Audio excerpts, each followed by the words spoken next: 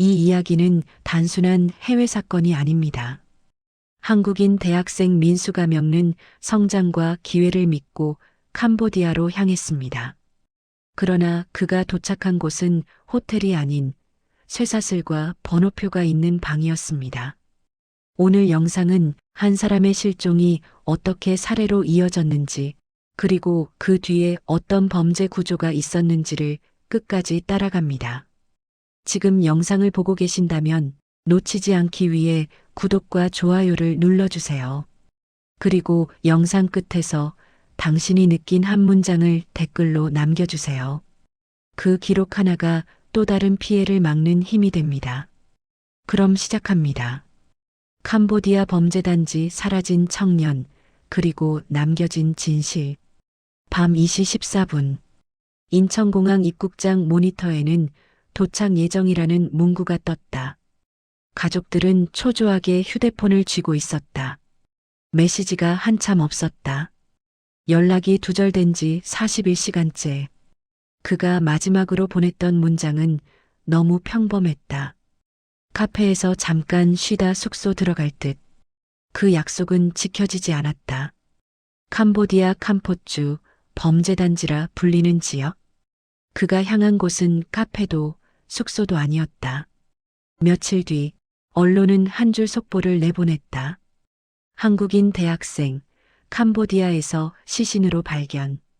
공항에서 기다리던 가족은 귀국편을 기다린 게 아니라 장례 일정을 기다리게 된 셈이었다.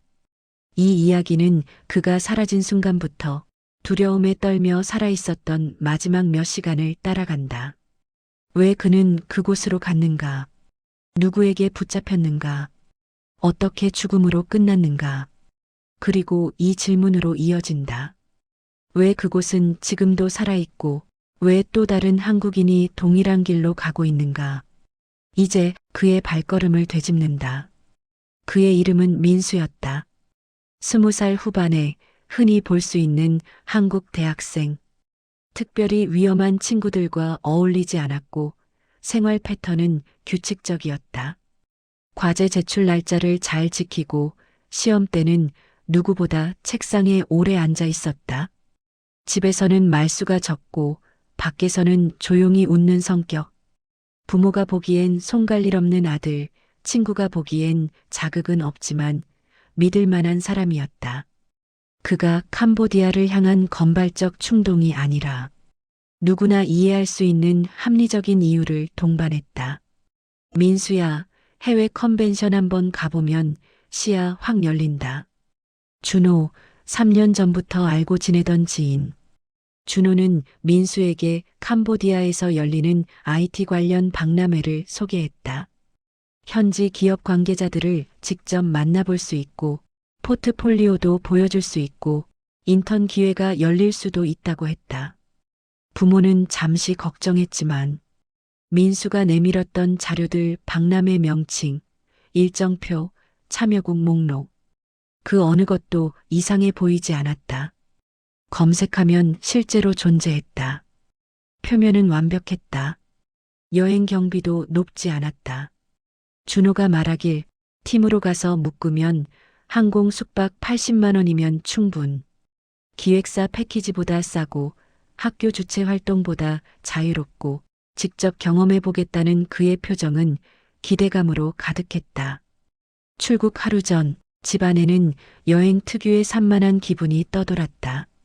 새 반팔 2벌, 노트북, 카메라, 한국 라면 몇 개. 민수는 짐을 천천히 접으며 어머니에게 말했다. 엄마, 이번에 가서 사람들 좀 많이 만나볼 거야.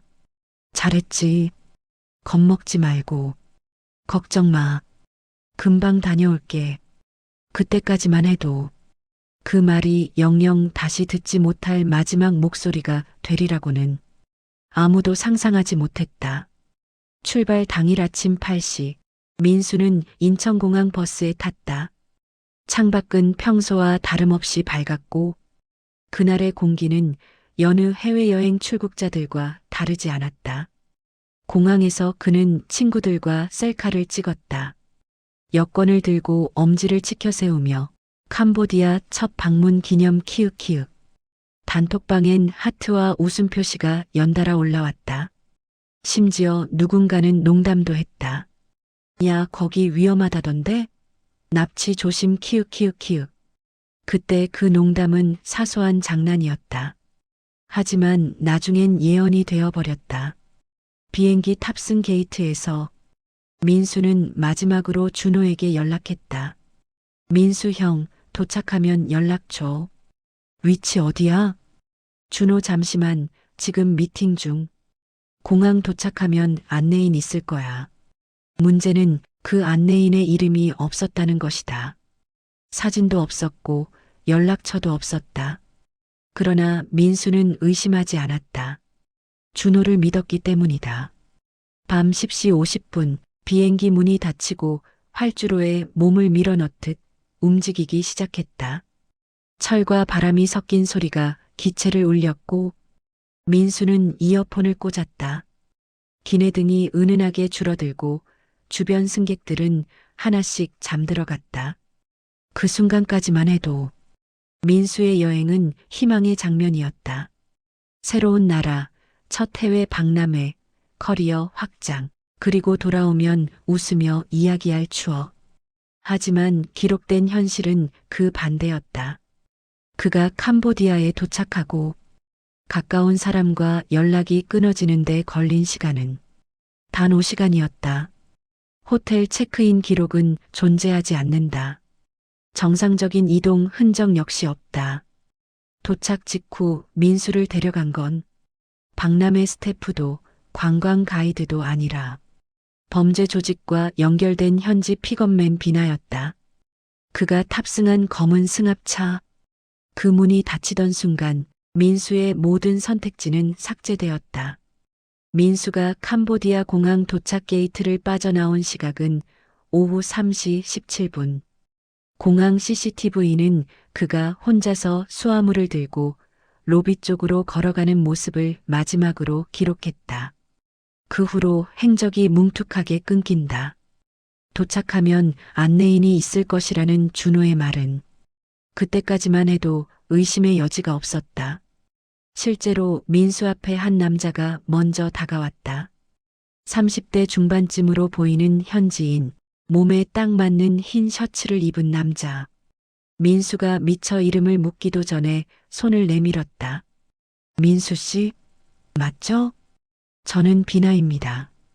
일행 두 분은 먼저 숙소로 갔습니다. 제가 모시겠습니다. 민수는 주저하지 않았다. 준호가 보낸 연락, 안내인이 있다는 말, 모든 조각이 자연스럽게 맞아 떨어져 보였다. 승합차 문이 열리고 덜컹거리는 시트 냄새, 약하게 스며든 담배 향. 민수는 창가 쪽에 앉았다. 처음 10분은 평온했다. 그러나 창밖 풍경은 공항에서 멀어지는 속도에 비해 도심으로 향하지 않았다. 후덥지근한 열기, 아스팔트가 끊기고 비포장도로가 시작되었다. 오토바이, 먼지, 인적 드문 건물들. 민수는 그제야 작은 의문을 가졌다. 호텔이 어디 쪽이죠? 민수. 비나는 짧게 웃으며 대답했다. 관광지랑 멀지 않습니다. 그런데 박람회 일정 변경됐어요. 오늘은 사무실 먼저 들러야 합니다. 그 말은 어색했다.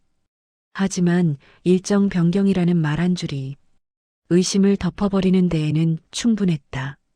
첫 해외여행, 첫 비즈니스 기회. 민수는 자신이 모르는 것이 정상이라 생각해버렸다.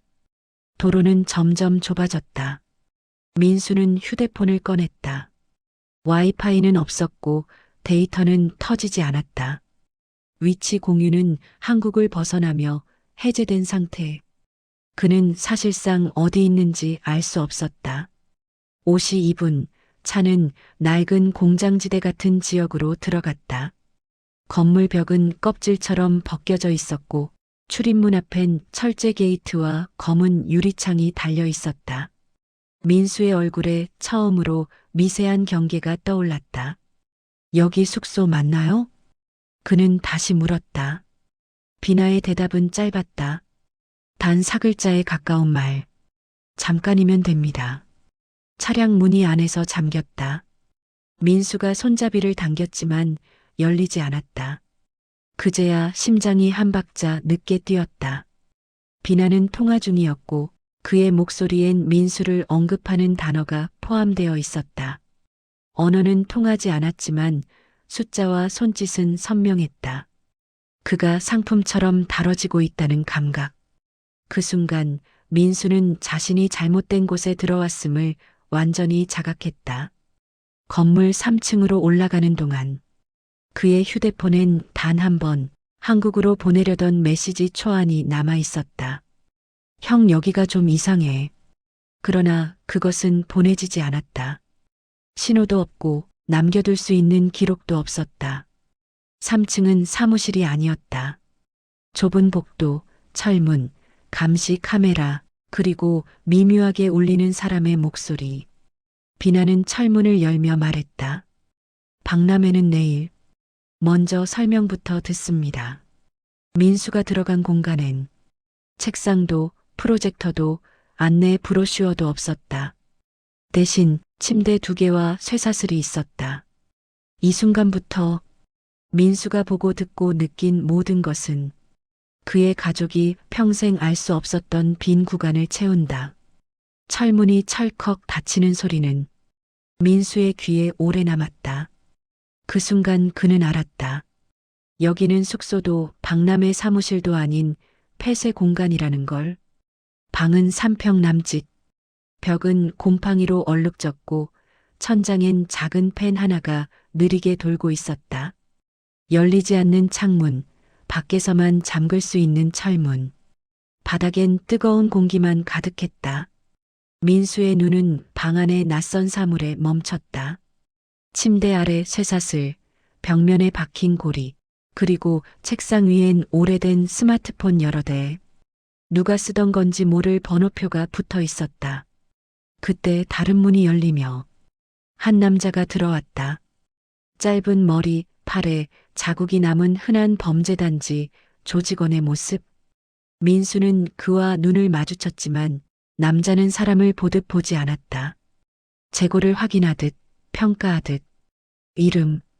민수는 대답하려 했으나 그는 말을 자르듯 다시 물었다. 이름 필요 없다. 이제부터 넌 23번이다.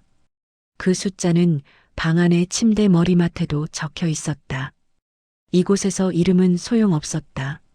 민수는 사람에서 번호로 떨어졌다. 남자는 종이 한 장을 내밀었다. 거기엔 투자 프로젝트 참여 동의서, 겉보기엔 합법 사업처럼 보이는 서류. 하지만 실제 목적은 명확했다. 송금 인출 주민등록 대포계좌 생성 협조. 협력 거부 시 처벌 가능. 종이 뒷면엔 캄보디아어와 영어로 적힌 문장이 있었다. 탈출 시도 시 즉각 처벌. 귀국은 협조 완료 후 가능. 민수는 종이를 내려놓으며 말했다. 저 그런 거 관심 없어요. 저는 박람회 때문에. 남자는 테이블을 세게 쳤다. 탁! 소리가 방을 흔들었다. 박람회? 그건 미끼였다.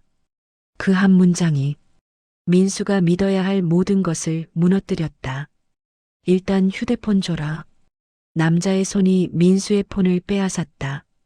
잠금 해제 요구가 들어왔다. 민수가 망설이자 남자는 고개를 끄덕였다. 밖에서 누군가 신호를 주자 다른 남자가 끌려 들어왔다. 그는 두 눈이 크게 흔들렸고 입술이 트고 손목엔 구멍이 남아 있었다. 그는 민수를 보며 흔들리는 목소리로 말했다. 저도 4일째 안 되면 맞아요. 시키는 대로 하세요. 그는 이미 부서져 있었다. 말하기보다 살아남기 위해 움직이는 몸 같았다. 민수는 공포를 느꼈다. 그러나 진짜 두려움은 그 다음이었다. 남자가 휴대폰을 가리켰다. 이제 넌 23번이다. 우리가 시키는 건 하나다. 돈을 가져오면 살고 거부하면 너도 저렇게 된다. 민수의 손이 떨렸다. 액정에 그의 얼굴이 흐릿하게 비쳤다. 지금까지 살아온 23년이 한순간에 무의미한 숫자 23번으로 바뀌었다. 그날 밤 민수는 침대 쇠틀에 몸을 웅크리고 누웠다. 선풍기는 천천히 돌아갔고 문 밖에선 발자국 소리와 욕설이 어지럽게 섞여 들렸다. 잠들 수 없었다. 벽에 붙은 번호 23, 그리고 책상 위 전화기. 그것이 민수의 세계 전부가 되었다. 그는 메시지를 한 줄 쓰려다 지웠다. 엄마, 나 여기서 못 나갈 것 같아. 그 말도 결국 보내지지 못했다. 곧 그는 더 큰 요구를 받게 된다. 살아남기 위해선 협조해야 했다. 하지만 협조는 곧 다른 피해자를 만드는 일이었다. 민수는 선택의 기로에 섰다. 살아남는가 아니면 양심을 지키는가. 민수가 번호 23번이 된 지 정확히 이틀째. 그는 아직 아무 역할도 수행하지 못했다. 휴대폰과 지갑은 빼앗겼고 샤워는커녕 세면조차 허락되지 않았다. 방의 공기는 눅눅했고 침대 매트리스는 오래된 곰팡이 냄새를 품고 있었다. 하지만 진짜 문제는 냄새가 아니라 시간이었다. 여기선 시간이 흐를수록 몸이 아니라 의지부터 썩어갔다. 조직은 민수에게 첫 명령을 내렸다. 비나는 새벽 1시에 문을 열고 들어왔다. 잠들어 있던 민수는 번쩍 일어났고 그 옆엔 노트북과 계좌 목록이 놓였다. 23번. 오늘부터 일 시작한다. 노트북 화면에는 한국인이 운영하는 중고거래 사이트, SNS DM 기록, 그리고 낯선 사람들의 전화번호 수십 개가 정리돼 있었다. 이 사람들에게 투자 기회가 있다고 말해. 코인, 부동산, 공동계좌. 믿게 하면 된다. 민수는 숨을 삼켰다. 저 그런 일 못해요. 사기잖아요. 비나가 짧게 웃었다. 눈에 웃음기가 없었다. 못하면 죽는다. 말이 아니라 사실 통보였다. 민수는 입술을 깨물었다. 하지만 그는 의외의 선택을 했다. 거부. 그는 노트북을 닫으며 말했다. 저는 그런 거 못합니다. 사람 속여서 살아남고 싶지 않아요. 순간 방은 고요했다. 그리고 1초 뒤 폭력이 내려왔다. 퍽! 뺨에 충격이 날아들었다. 몸이 옆으로 쓰러졌고 시야가 흔들렸다. 귓속에서 울리는 삐소리가 멈추질 않았다. 비나는 천천히 앉아 민수의 턱을 들었다. 내가 속이지 않으면 다른 사람을 잡아와야 한다는 뜻이야. 어느 쪽이 양심이냐? 내가 죽는 건 양심이고 우리가 죽이는 건 현실이야. 칠흑 같은 논리. 거부할수록 벽만 다가왔다. 23번의 방에는 또 다른 사람이 있었다. 4일차 아침 민수가 눈을 떴을 때 옆 침대엔 한 남자가 새로 누워 있었다. 팔목엔 동일한 번호표 26번. 그는 떨리는 목소리로 말했다. 형도 잡혀온 거예요? 죽겠어요. 저 어제 한 명 속였어요. 그 사람 전 재산 보냈어요. 그의 눈 아래엔 푸른 멍이 져 있었고 손목은 붉게 부은 채였다. 민수는 입을 다물었다. 그 역시 알고 있었다. 협조하면 가해자가 되고 거부하면 피해자로 끝난다. 26번은 민수를 잡고 흔들었다. 형, 저 내일까지 200만 원 못 만들면 끌려가요. 저 살고 싶어요. 살아야 하잖아요. 민수는 대답하지 못했다. 이 방은 옳은 선택이 존재하지 않는 세계였다. 그리고 결정적 시험이 왔다. 6일째, 비나는 종이 한 장을 들고 왔다. 23번. 오늘이 마지막 선택이다. 그 종이는 전화로 넘어갈 대상 목록이었다. 일면식 없는 사람들, 그저 이름과 계좌와 투자 금액만 적힌 목록. 30명. 하루에 최소 5명만 속여. 그러면 밥 준다. 한 사람도 못 속이면. 말끝은 이어지지 않았다. 그러나 민수는 이미 알고 있었다. 벌써 26번 침대는 비어 있었다. 그는 사라졌다. 다시는 돌아오지 않았다. 침묵이 답이었다. 민수의 심장은 미친 듯 뛰었고 식은 땀이 등을 타고 흘렀다. 그는 벽에 붙은 매직으로 적힌 숫자 23을 바라봤다. 나는 살기 위해 누군가를 속여야 하는가? 아니면 양심을 지키고 죽을까? 이 선택 앞에서 민수는 결국 손을 떨며 키보드를 잡았다. 협조가 아닌 살아남기 위한 최소한의 움직임이었다. 민수가 23번 번호를 받은 지 9일째 되던 밤이었다. 그날따라 방 안의 공기가 다르게 느껴졌다. 선풍기 소리는 평소보다 더 천천히, 철문 바깥의 발자국은 더 드물게, 그리고 우연처럼 찾아왔다. 비나가 술에 취한 듯 비틀거리며 방 앞을 지나갔다.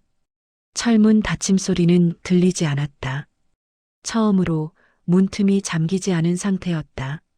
민수의 심장이 갑자기 살아났다. 그는 누워있던 26번의 빈 침대를 바라보았다. 한때 함께 있던 지금은 없는 사람. 그 빈자리만큼 도망칠 이유는 명확했다. 살아나가야 한다. 지금 아니면 영영 못 나간다. 민수는 천천히 일어났다. 바닥에 쌓인 먼지가 발목을 적셨지만 그는 신발조차 신지 않았다. 소리는 살인의 반대편에 있었다. 문을 열었다. 복도엔 정막이 내려앉아 있었다. 감시 카메라가 돌아가는 소리만이 살아있었다. 그는 몸을 낮추고 벽을 짚으며 계단 방향으로 조금씩 움직였다. 계단 아래쪽은 어둠이 아니라 빛이었다. 사람들의 소리, 거래가 오가는 긴장된 목소리, 그리고 탈출과 연결된 생명의 길. 민수는 숨을 들이쉬고 계단 아래로 발을 내딛었다. 그때 복도의 끝에서 철문이 다시 열렸다. 누군가 소리쳤다. 23번, 멈춰. 심장이 뚝 떨어졌다. 뇌가 얼어붙었고 다리가 떨렸다. 그러나 민수는 멈추지 않았다. 도망쳤다. 계단을 2계단씩 뛰어내렸고 발 아래 콘크리트가 쿵쿵 울렸다. 감시자가 2명, 뒤에서 소리가 쫓아왔다. 잡아. 도망간다. 민수는 문으로 달려갔다. 바깥으로 이어지는 좁은 철문. 자유의 경계. 손잡이를 잡아당겼다. 철문은 열리지 않았다. 밖에서 잠금이 걸린 상태. 거기서 처음으로 민수는 소리 없는 절규를 터뜨렸다. 그는 문 앞에 매달렸고 발 뒤꿈치로 바닥을 긁으며 버텼다. 그러나 시간이 문제였다. 발소리가 가까워졌다. 그는 포기하지 않았다. 마지막 힘을 다해. 살고 싶다. 말이 아니라 숨이었다. 신에게 누구에게든. 그러나 남은 건 팔을 붙잡히는 순간이었다. 누군가 그의 손목을 잡아 끌었고 그는 바닥을 스치며 끌려갔다. 계단 손잡이가 팔을 스쳐 피가 배었지만 그는 발톱처럼 바닥을 긁으며 버텼다. 제발 살게 해줘. 아무도 대답하지 않았다. 그날 새벽 이후 민수의 실제 행적은 기록에서 사라졌다. 그리고 며칠 후 발견. 캄포주 외곽 강가에서 현지인이 발견한 신원 미상의 남성 시신. 옷과 신체 일부는 훼손되어 있었고 소지품은 전부 사라진 상태였다. 한국 경찰이 가족 DNA로 확인한 결과 그는 민수였다. 그는 귀국하지 못했다. 대신 신고서 한 장으로 돌아왔다. 뉴스는 잠깐 보도했고 사람들의 관심은 며칠간 떠돌다 사라졌다. 하지만 가족의 시간은 멈췄다. 민수의 시신이 확인된 지 일주일 후 가족은 캄보디아 현지 경찰을 통해 조사 내용을 전달받았다. 보고서는 짧았다. 단어는 무겁고 건조했다. 피해자는 불법 감금 협박 정황 확인됨. 금전 갈취 목적 조직으로 추정. 사망 시각 정확한 확인 불가. 보고서 속 문장들은 단순했다. 그러나 그 사이에 비어있는 확인 불가, 추정, 가능성이라는 단어들이 그가 겪었을 공포의 크기를 반대로 증명했다. 한국 경찰은 국제 공조 요청을 진행했다. IP 추적, 송금 기록, 통신 내역. 사라진 휴대폰은 방화로 파기된 흔적이 있었다. 그러나 한 가지 단서는 남아 있었다. 민수가 붙잡히기 전 마지막으로 접속했던 WI-스파이 맥 주소. 그 주소는 캄포 지역의 특정 건물 군집과 겹쳤다. 그중 3곳은 스캐민심 매매 불법 온라인 사기 조직이 운영해 온 것으로 국제범죄감시 DB에 이미 등록된 상태였다. 경찰과 인터폴은 이 건물에 대한 장기 잠복 수사를 진행했다. 그 과정에서 한국인 피해자 4명, 중국인 17명, 태국인 6명의 존재가 확인되었다. 민수만의 사건이 아니었다. 그는 통계 중 하나가 아니라 통계가 말하는 얼굴이었다. 현장은 어떻게 운영되고 있었나? 조사 결과 조직은 크게 3층으로 나뉘었다. 브로커층, SNS, 유학, 취업, 행사 참가 명목으로 한국 일본대만 청년 타깃, 저렴한 항공 숙소 제한 유인, 관리 감금 시설층, 번호 배정 휴대폰 압수, 사기 랜선 금전 유출 업무 강요, 탈출 시 처벌 위협, 일부 실종 처리, 상위 운영자금 세탁층, 암호화폐 거래 소환 전소 연결, 인출 계좌망 관리, 피해 발생 시 인건보다 수익 계산. 민수가 마지막으로 있던 방은 12층 사이의 경계 공간이었다. 살아남기 위해 일을 해야 했고 거부하면 죽는 위치. 그는 그 문턱에서 생을 잃었다. 그 사건은 한국에 무엇을 남겼나? 사건 공개 직후 온라인 커뮤니티와 뉴스 댓글엔 충격과 분노가 쏟아졌다. 이게 2025년에 가능한 일인가? 관광지라 믿었는데 납치 공장이라니. 우리도 언제든 피해자가 될 수 있다는 게 더 무섭다. 캄보디아 정부는 사건이 확산되자 범죄 지역 단속을 발표했지만 완전한 폐쇄나 조직 뿌리 제거까지 이르진 못했다. 일부 조직원만이 형식적으로 체포되었고 자금 총책과 운영 라인은 여전히 그림자 속에 있다. 국제범죄는 개인을 넘고 국가를 넘는다. 한 사람의 죽음은 한 영상, 한 기사로 끝나지 않고 새로운 피해를 막아야 할 이유가 된다.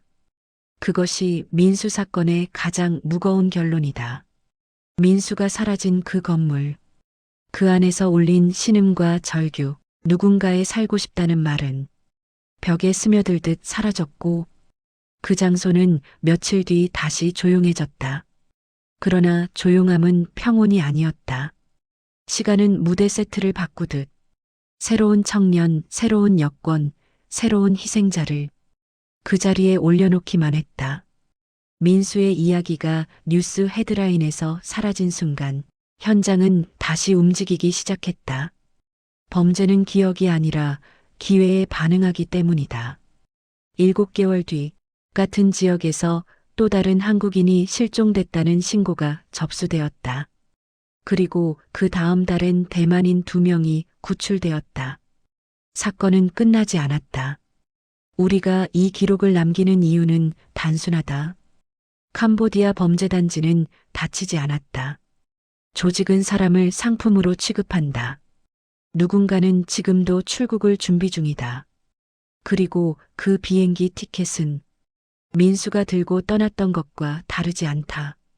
우리가 눈을 돌리면 또 다른 이름이 23번이 된다. 이 다큐가 말해야 하는 문장. 그는 예외가 아니라 가능성이었다. 민수가 그날 다른 비행기를 탔다면, 휴대폰 배터리가 남아 있었다면, 문이 잠기지 않았던 순간 몇 초만 빨랐다면, 우린 지금 다른 사람의 이름을 이야기하고 있었을 것이다. 그래서 경고는 선동이 아니다. 경고는 예방이다. 마지막 질문. 다음 피해자가 생기지 않으려면 우리는 무엇을 기억해야 할까? SNS로 온 출장 제안. 경력 쌓기라는 말. 너무 낮은 비용의 해외 기회. 그냥 따라오면 된다는 안내. 연락 두절되는 순간. 이 중 단 하나라도 느껴진다면 그곳은 기회가 아니라 입구일 수 있다. 그리고 우리는 이 영상을 통해 그 입구가 어디로 이어지는지 이미 보았다. 민수는 돌아오지 못했다. 그러나 그의 이야기가 누군가를 막아낸다면 그것이 이 기록의 존재 이유다. 같은 방식으로 사라지는 사람들은 지금도 존재합니다. 이 사건은 과거형이 아닙니다. 휴대폰 속 제안, 값싼 항공권, 좋은 기회라는 말 한 줄. 그 모든 것이 또 다른 민수를 만들 수 있습니다. 이 기록이 당신에게 작은 경고가 되었다면 구독과 좋아요는 단순한 버튼이 아닙니다. 또 다른 진실을 세상 밖으로 끌어올리는 힘입니다.